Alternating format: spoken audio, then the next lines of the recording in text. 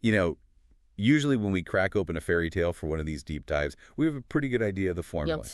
There's a hero, a dragon. A dragon, a pile of gold, and you roll the credits. But today we're looking at a story that just completely breaks the algorithm. It really, really does. Honestly, reading through the source material this week, this story feels less like a moral lesson and more like a fever dream about supply chain logistics. Right. We are diving into a tale recorded by the brothers Grimm, specifically Ferenand getrü and Ferdinand ungetrü. Which, for our English listeners, is Ferdinand Faithful and Ferdinand Unfaithful. And I have to say, looking at the raw text, this isn't just a story about a guy and his evil twin. It feels like a masterclass in the battle between, I don't know, intuition and cold, hard logic. That is exactly the lens we need to use, because on the surface, sure, you have magic keys, talking horses, and I still can't believe this is a thing, a king who was missing a nose. But underneath all that weirdness, this is a complex study of what I call magical debt. It asks a really uncomfortable question, especially for anyone who's a high achiever. Is it better to be smart, manipulative, and strategic? Or is it better to be, well, blindly obedient to your gut? Which is a terrifying question for anyone who loves a 5-year plan. I'm looking at you, all our Type A listeners out there. But let's back up to the origin story here, because the setup is surprisingly economic. We don't start with a prince in a castle. No, not at all. We start with a couple experiencing some radical financial insolvency. They're broke. Completely. They start off rich, but they have no children. Then, classic twist of fate, they lose every cent, they become destitute, and it's precisely at that moment of total loss. Boom, they have a son. It's that classic folk trope where the child replaces the capital. The kid is the wealth. But because they're broke now, they have a very practical, very real problem. They can't find a godfather. We have to put that in context. In this era, a godfather wasn't just a ceremonial title. Yeah, not just the guy who buys you a birthday card. Well, exactly. A godfather was a financial safety net, a backup provider. So asking someone to be a godfather for a poor child was basically asking them to sign up for a liability. Nobody wants to touch that investment, so the father is desperate. He goes out looking for anyone to take the role, and he finds a beggar. The interaction here is, well, it's blunt. It is remarkably transactional for what should be a spiritual moment. The beggar doesn't offer charity. He looks the father in the eye and says, basically, you are poor, I am poor. Zero-sum game. I will be the godfather, but I am giving you nothing, and you are giving me nothing. It sets the entire stage for the boy's life. He takes the baby to the church and names him Ferenand getrü, Ferdinand Faithful. That name is his inheritance. Not a trust fund, not a connection to the guild. Just a personality trait. That's it. But wait, he does give one tangible thing, but it's so weird. He doesn't give it to the dad. He gives the nurse, the midwife, a key. The instructions are incredibly specific. Yes, he tells her, give this to the father and tell him he has to hold on to it until the boy is 14. It's a deferred asset. And think about the psychology of that. You're poor, you're starving, and you have this key that you are forbidden from using for a decade and a half. It forces the family to operate on pure faith. So fast forward, the kid is 7, he's playing with other kids, and he realizes he's the only one without a cool christening gift from a godfather. He feels left out. So he goes to his dad, crying, asking, did I get nothing? Is there nothing for me? And this is the first test. The father hands over the key and says, go to the heath, there's a castle there. Right. But remember, the instruction said 14. He's only 7. He's not ready. He goes to the heath, and there is absolutely nothing there. No castle, just empty land. See, most people would throw the key away at that point. You think, okay, my dad's crazy, the beggar was a fraud, this whole thing's a joke. But Ferdinand doesn't. He holds on to it. He waits another 7 years. That faithful part is already kicking in. It's the ability to suspend judgment. At 14, he goes back. And because he's now of age, or maybe just because he had the discipline to wait, the castle is there. It just appears. But again, the story subverts our expectations. Yeah. It's not full of gold coins. No, it's a stable. There's just a white horse inside. Schimmel, as the text calls it. And Ferdinand's reaction isn't disappointment. He doesn't say, I wanted to cash. He's thrilled. He goes back to his dad and says, look, I've got a horse, I'm leaving. He realizes the inheritance was mobility. It was agency. He doesn't need money. He needs a way to move through the world. And this is where the journey really begins and where we start to see the rules of this universe apply. He's not an active hero, slashing his way through things. He's a listener. Okay, so he's riding along on his new horse, feeling good, and he sees a pen lying on the road. just a writing quill. Now, be honest. If you're on a majestic white horse, you are not stopping for a piece of trash on the highway. And Ferdinand thinks the same thing. He thinks, I can find a pen anywhere. That's his rational brain speaking. It's a cost-benefit analysis. The effort of getting off the horse is greater than the value of the pen. But then the supernatural just overrides him. A voice from behind yells, Ferdinand Faithful, take it with you. And he looks around, sees nobody. This is the moment I find so interesting because he doesn't question his sanity. He doesn't argue. He just obeys. He gets off the horse, goes back and picks it up. This establishes the primary mechanic of his success, what I'd call active surrender. Ooh, I like that. He surrenders his own logic to an external command. If he were operating on ego, he'd keep writing.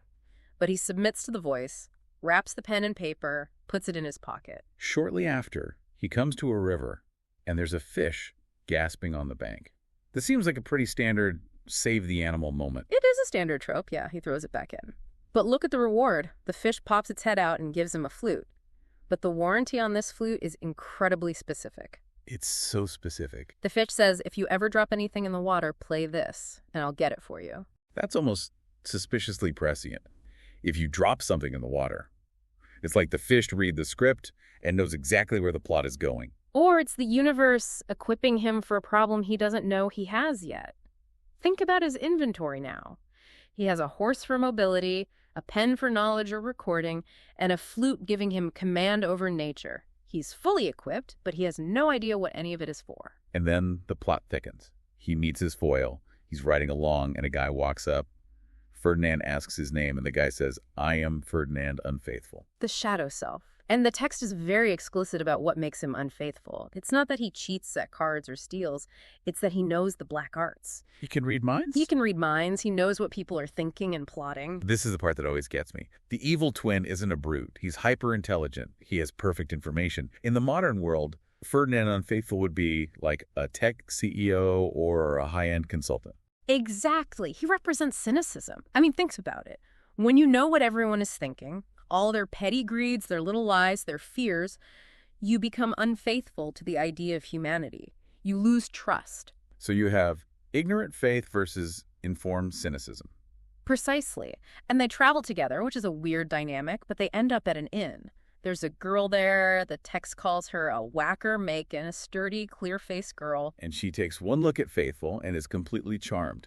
She tells him, you should stay. The king here needs servants. And look at Faithful's response. He doesn't want to be inside the castle. He says he needs to be a vorator, an outrider. He wants to be with his horse. He rejects the comfort of the palace to stay close to his source of power. Meanwhile, the girl realizes she kind of snubbed the other guy, Ferdinand Unfaithful.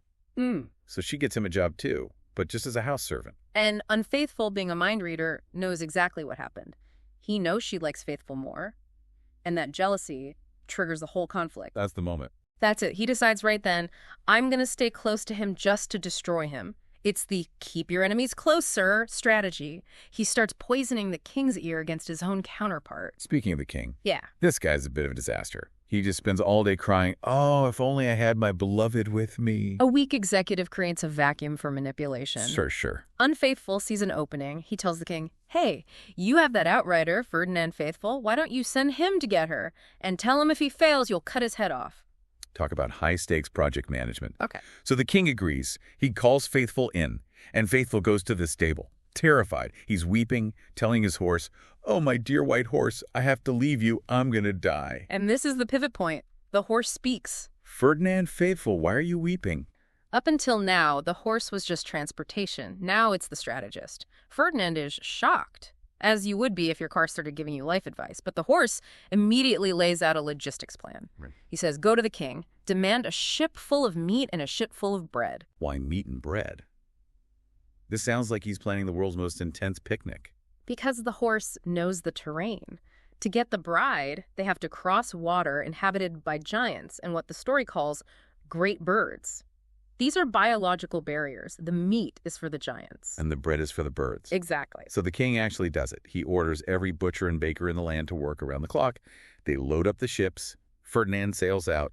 And sure enough, the giants show up. But this is where, a normal hero would draw a sword. Ferdinand doesn't fight them. No, violence would be suicide. He uses these little rhymes the horse taught him. Still, my dear little giants, I have thought of you. I have brought you something. Dear little giants. I love that. He's treating these massive man-eating threats like they're toddlers. It's appeasement. He's just feeding the obstacles. And while the giants are distracted eating this mountain of meat and the birds are eating the bread, the giants actually become helpful. They don't just let him pass. No, they grab the sleeping princess in her bed and carry her onto the ship. It's a heist. They don't even wake her up. They just steal the furniture with her on it. It's brutally efficient. So they sail back. Ferdinand presents the bride to the king, and he thinks he's done. But, of course. Scope creep.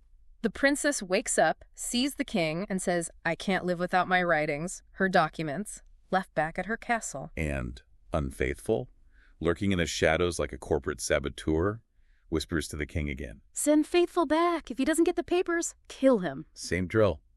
Ferdinand goes to the stable, cries. The horse says, load up the meat and bread. They do the whole trip again. Feed the giants, feed the birds. The horse tells him, run into the bedroom. The writings are on the table. He grabs the papers. It's going perfectly. But on the way back, disaster strikes. He's on the ship, handling the papers, and he drops the pen. The pen, the one he picked up on the road. And suddenly the horse, who has been the MVP this whole time, just says, I can't help you now. Which is a crucial limitation. The horse represents, sort of, earth, magic land, stability, strength. The water is a different domain. The horse is powerless there. So Ferdinand is completely alone. But he remembers the flute. The warranty clause. He plays it, and the fish pops up with the pen in its mouth. It's the convergence of the entire narrative. I mean, think about it. If he hadn't listened to that voice on the road and picked up the pen, and if he hadn't been kind to the fish and gotten the flute, he would be dead right now. The pointless acts of the past are the only things that save his future. So he gets back. The queen has her writings. But now there's a serious personnel issue, the queen. She really doesn't like the king. The text is brutally honest about it. She can't love him because he has no nose. It's such a grotesque detail. Is this just about him being ugly? Or is there something more symbolic about a king without a nose? I think it's deeper than aesthetics. Yeah. In folklore, the nose is often connected to character, to sensing things, to dignity, to lose face. Right. A king without a nose is a king without instinct, without dignity. He's incomplete. She does like Ferdinand Faithful. He's whole. He's brave. He's the one who's been doing all the work. So she decides to stage a coup, but she makes it look like a magic show. She tells the court, I can cut off a head and put it back on. And naturally, nobody raises their hand for that demonstration. No. So, Unfaithful, still trying to get his brother killed, volunteers Faithful. Of course she does. The queen chops Ferdinand Faithful's head off. The crowd gasps. She puts it back on. It heals instantly. He's fine. Just a little red thread around his neck like a scar. This convinces the king. He sees the technology works. He thinks, maybe she can fix me too. Or maybe he just wants to impress her. He asks to go next. She chops the king's head off. And then, whoops. She fumbles it. She acts as if she can't get it back on. It's a deliberate assassination disguised as a technical difficulty. Oh, it won't stick. Oh, it won't stay straight. That is just cold. It is. No. But remember, this is a world of destiny. The noseless king was unfit. The queen eliminates him. The king is buried. And she immediately marries Ferdinand Faithful. So Ferdinand Faithful, the poor kid with the key, is now the king. But what about Ferdinand Unfaithful? What happens to him? And that's the thing. The story just discards him. He's gone. And that's the ultimate insult, isn't it? He tried so hard to be the villain, to manipulate the outcome, but all he did was set up the pins for Faithful to knock down. Without Unfaithful's plotting, Faithful never would have gone to the giants, never would have met the queen. Never would have become king. Unfaithful was the accidental architect of his own defeat. Exactly. He thought he was playing chess, but he was just a pawn in Faithful's game. Okay, so we have one final loose end. The horse. Ferdinand is king now. She rides out on his white horse one last time. And the horse tells him to go to the heath, likely the same place they met, and ride around 3 times. Ferdinand does it. The horse rears up and transforms into a prince. A handsome prince, no less. A king's son. The implication is that the horse was cursed or enchanted, and only by serving a faithful master could he be freed. So the final state is, Ferdinand is a king, his horse is a prince, and they are equals. So when we step back and look at this completely unhinged story, what is the takeaway for us? Because Ferdinand Faithful is such a weird protagonist. He's not clever, he's not strong, he's just obedient. I think the lesson is about the limits of intelligence, as we usually define it. We prize the Ferdinand Unfaithful mindset. Strategic, data-driven, cynical, always 3 steps ahead. Right. But the story argues that there is a complexity to the world that you just can't outthink. You can't logic your way past a giant. You just have to feed it. Right. Ferdinand Faithful practiced what I called strategic surrender. He surrendered to the voice that said, pick up the pen. He surrendered to the horse's crazy plan about the bread. He didn't argue. He didn't say, that's not scalable. He just listened to the guide that was provided. It makes you think about that learner mindset in our own lives. Yeah. How often do we ignore a gut feeling or a small opportunity, like the pen on the road, because it doesn't fit our unfaithful master plan? We filter out the magic because it doesn't look like data. We assume that if we can't explain why we need the pen, we shouldn't pick it up. This story says, pick it up anyway. Trust that the utility will reveal itself later. And maybe, just maybe, stop worrying so much about the Ferdinand Unfaithfuls in your life. The competitors, the critics, the people who claim they know what everyone is thinking. Yes. Because if you just stay on your path, their plotting might actually be the very mechanism that gets you to the throne. That's a comforting thought. Well, next time you see a pen on the street or a fish in a river, maybe pay a little more attention. You never know when you'll need to execute a heist on a giant's island. Thanks for diving in with us. Keep listening.